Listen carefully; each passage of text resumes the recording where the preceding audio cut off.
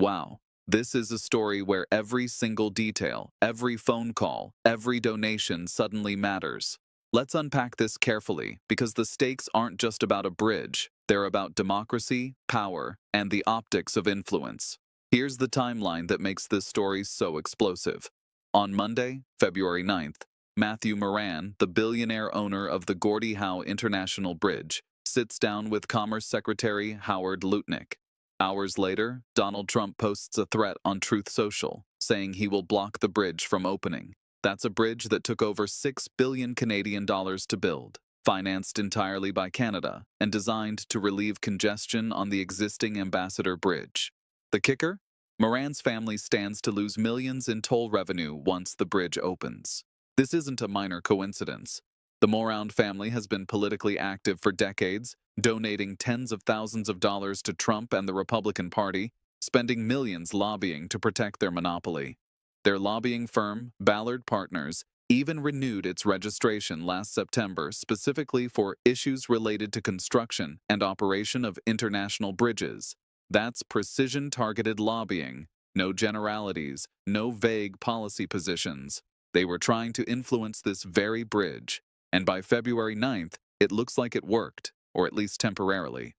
Now, let's separate facts from claims. Recently, Donald Trump made several statements on Truth Social regarding the international bridge connecting Michigan and Canada. He asserted that Canada owns both sides of the bridge, that it contains almost no U.S. content, and that it poses a threat to American jobs. On the surface, these claims sound alarming, but when examined closely, they are either false or highly misleading. In reality, the Michigan side of the bridge is 50% owned by the state of Michigan. This ownership arrangement was established under a 2012 agreement signed by Republican Governor Rick Snyder and Canadian authorities. It's a straightforward fact, fully documented in public records. Any suggestion that Michigan has no stake in the bridge is simply incorrect. Beyond ownership, the construction of the bridge also contradicts Trump's claims about U.S. content. The Michigan side of the bridge was built using American steel and American workers. Governor Snyder himself confirmed this, and subsequent statements from Governor Gretchen Whitmer and Windsor's mayor corroborated it.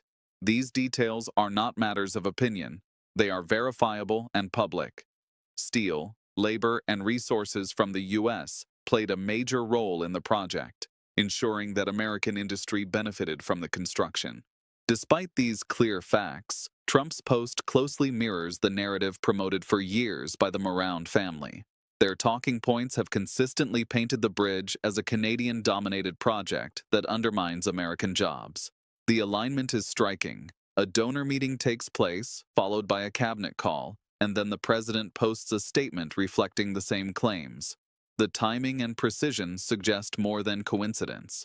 It's an example of how political messaging can echo private interests, raising questions about influence. Congress has long been concerned about scenarios like this, when donor interests appear to shape official statements or policy positions.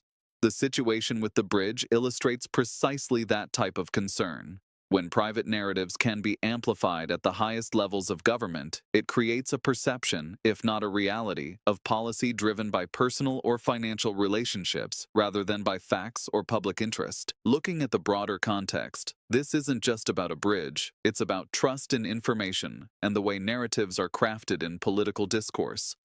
Misinformation, even if repeated by influential figures, can distort public understanding of projects that affect local economies, jobs, and communities. In this case, the truth is simple. Michigan has ownership, U.S. materials and labor were used, and American jobs were involved. Any claim suggesting otherwise ignores documented evidence. The bridge story is a microcosm of a larger dynamic in modern politics. Statements presented as truth on social platforms can be misleading, yet they gain traction because they align with certain interests. The Michigan Bridge example underscores why scrutiny, transparency, and verification are essential. Facts are verifiable, claims can be traced, and public records exist to clarify reality.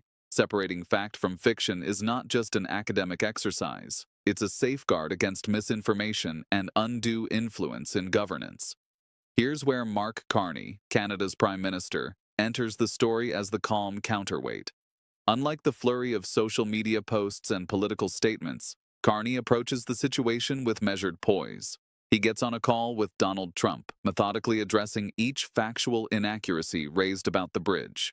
Rather than reacting emotionally, he relies on clear evidence and logic to clarify the record. Adding a touch of charm and cultural flair, Carney even throws in a little hockey bravado, noting that Canada's women's hockey team is going to win. It's cheeky, undeniably Canadian, and serves as a subtle reminder that diplomacy can be firm without being confrontational. His approach highlights the power of calm, factual communication in high-stakes political interactions.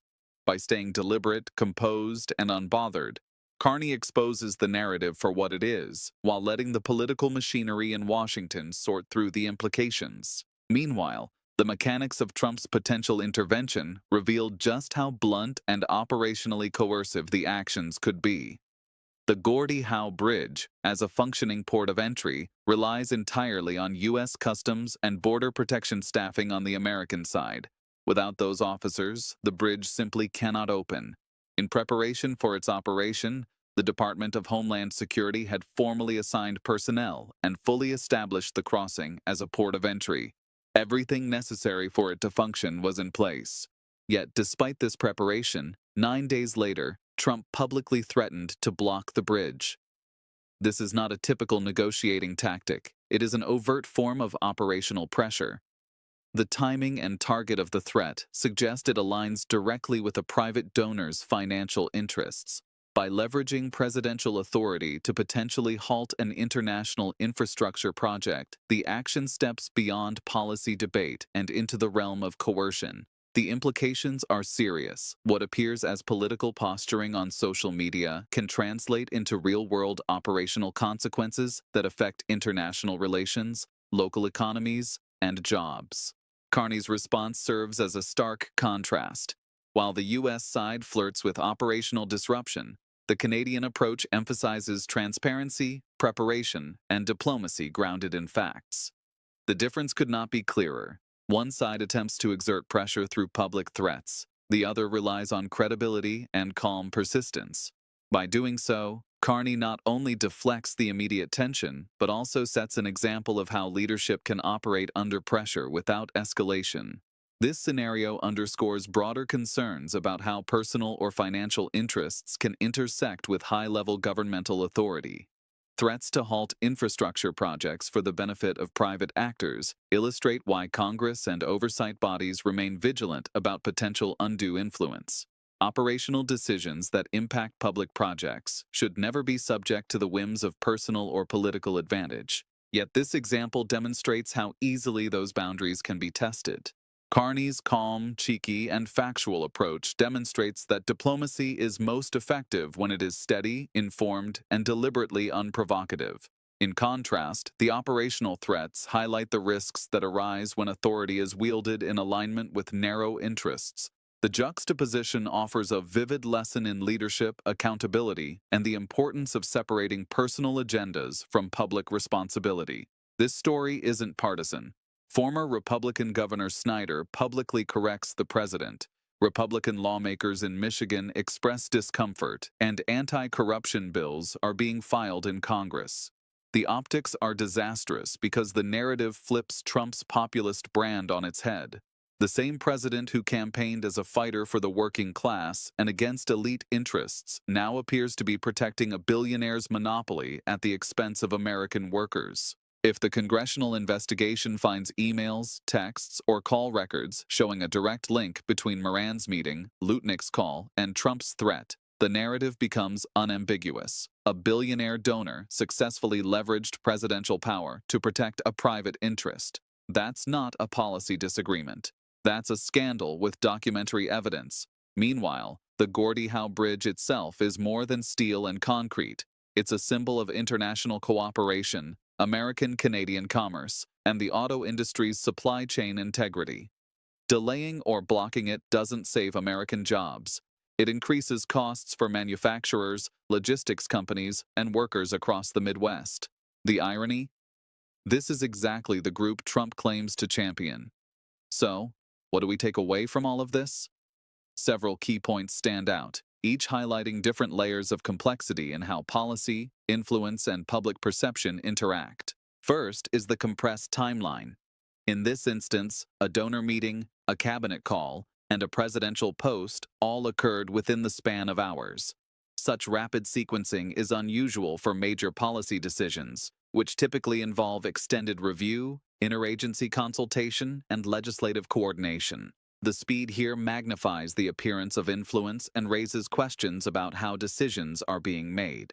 When so many consequential steps happen almost instantaneously, it is difficult to separate deliberate strategy from reactive pressure, and it naturally invites scrutiny from both the media and political opponents. Second, there is the alignment of interests.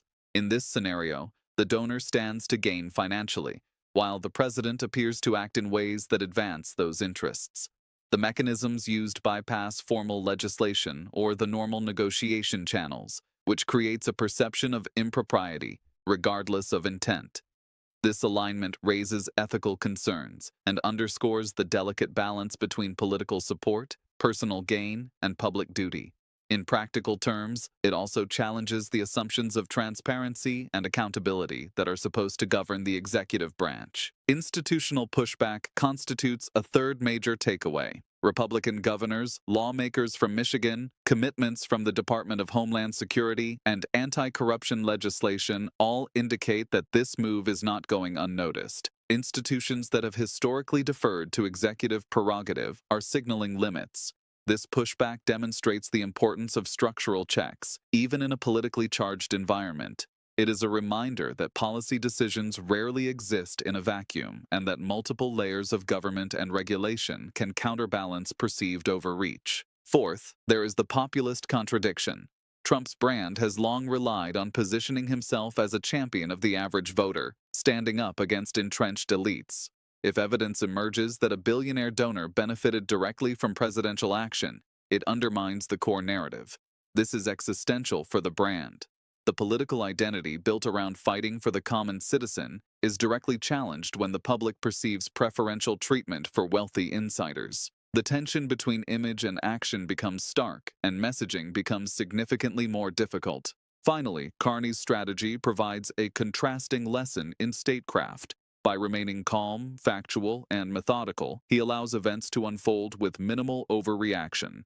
Canada benefits from public clarity, demonstrating competence and measured leadership, while the United States faces scrutiny for the speed and alignment of its actions. Carney's approach weakens the narrative control of those attempting to dominate the story through rhetoric or abrupt moves. The ability to manage perception without theatrics becomes a strategic advantage, illustrating the power of restraint and consistency in the modern political and economic arena. Taken together, these points highlight the complex interplay of speed, influence, institutional checks, narrative, and strategy in high-stakes governance. Rapid action can magnify influence, but also invites scrutiny. Alignment of interests can generate suspicion. Institutional responses can enforce accountability. Narrative contradictions can weaken political brands, and a disciplined, factual approach can turn perception into leverage. Each of these elements interacts dynamically, shaping outcomes not only in the immediate scenario, but across broader political and economic landscapes. This analysis underscores that modern policy decisions are rarely simple. They involve multiple stakeholders, competing incentives, and overlapping systems of oversight. The lessons extend beyond a single administration, offering insight into how influence, credibility, and strategy interact at the highest levels of government. Understanding these dynamics is critical for anyone seeking to make sense of contemporary political decision-making and the forces that shape it. Looking forward, there are two potential outcomes. Best case for Trump. Records show no coordination, the timeline is purely coincidental, and the story fades. Political damage is minimal. Worst case for Trump. Records confirm a direct chain, donor meeting, cabinet call, presidential threat, and the scandal gains documentary support. This would go down as a textbook case of donor-driven influence, potentially reshaping his political brand permanently. This is more than a bridge. It's a test of how public authority is exercised in a democracy, the limits of influence from wealth, and whether institutions, Congress, DHS, governors, can push back effectively, and it's happening in real time, with millions of Americans watching a billionaire's interests collide with public infrastructure and democratic accountability. The Gordie Howe Bridge story isn't just about Michigan or Canadian commerce. It's a lens into Washington power dynamics, the intersection of money and policy, and whether populist rhetoric can survive when confronted with the reality of donor influence. Carney's restraint, factual corrections, and calm posture highlight a strategic contrast. One leader uses power responsibly, the other potentially weaponizes it for private gain. Where this goes depends entirely on the records Congress demands. Emails, texts, and call logs will either support the president's narrative or confirm the story implied by the timeline. And in Washington, the speed of political damage often exceeds the pace of investigations. The narrative is already forming, and the public will be paying attention long before any conclusions are officially reached. Ultimately, the Gordie Howe Bridge becomes more than a $6 billion infrastructure project. It becomes evidence of how power, money, and politics collide in the modern presidency, and it raises a critical question for every American. If influence can be purchased in hours, can the public trust that their government is acting in their interest, or just in the interest of the highest bidder?